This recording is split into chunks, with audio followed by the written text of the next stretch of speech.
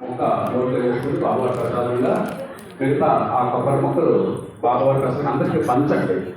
మీ బంధువులకి అందరికీ బాబావారి ప్రసాదంగా పంచండి. ఆ 2 కొబ్బరి చిప్పలు పట్టుకొని మాట్లాడకుండా ఆ ప్రదేశాన్ని ఖాళీ చేసి మందిరంలోకి వెళ్ళి కూర్చొని బాబావారి దర్శనం చేసుకోండి. 10 గంటలకు ఈరోజు 10 గంటలకు బాబావారికి చందనోత్సవ కార్యక్రమం ఉంటుంది. మందిరంలో చందనోత్సవ కార్యక్రమం ఉంటుంది. గమనించుకొని మాట్లాడకుండా ఆ 2 కొబ్బరి చిప్పలు పట్టుకొని బయటకు ఆ ప్రసాదాన్ని అందరికీ ప్రసాదాలు చేయాలి. ఆ కొబ్బరి మొక్కలు 10 గంటలకి మందిరంలో చందనోత్సవం ఉంటుంది. అలాగే 12 గంటల వరకు పూజలు జరుగుతాయి. 12 గంటలకు మధ్యాహ్న హారతి. అలాగే మళ్ళీ సాయంకాలం పవిత్రోత్సవ పూజలు ఉంటాయి. 4 గంటలకు సత్సంగ కార్యక్రమం, 6 గంటలకు ధూపహారతి, 6:30 గంటలకు పవిత్రోత్సవ పూజలు ఉంటాయి.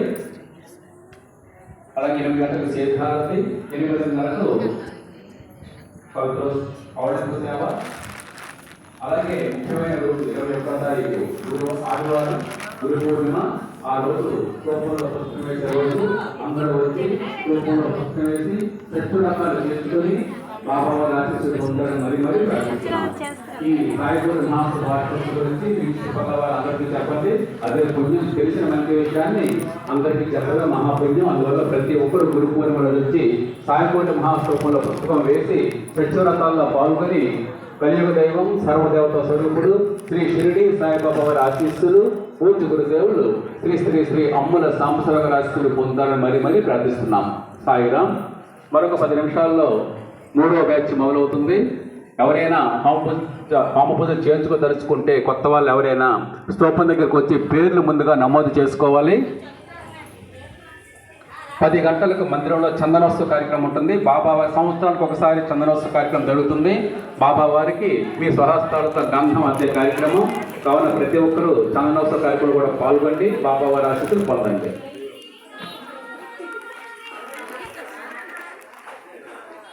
3వ బ్యాచ్ మొదలవుతుంది. ఎవరైనా సరే ఉంటే ముందుగా వచ్చి స్తూపం దగ్గర పేర్లు నమోదు చేసుకుంటే మంచిది. గమనించుకోండి. సాయిరాం.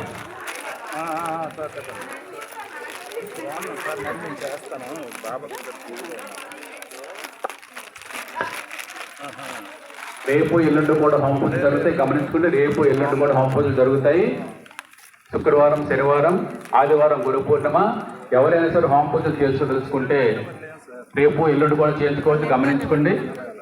ఈ హోమ పూజల విషయం, ఇక్కడ జరిగే విషయాల గురించి మీరు చుట్టుపక్కల వాళ్ళందరికీ చెప్పి బాబావారి ఆశీస్సులు, పూజ్య గురుదేవుల ఆశీస్సులు పొందుతారు. మరి ప్రార్థిస్తున్నాం.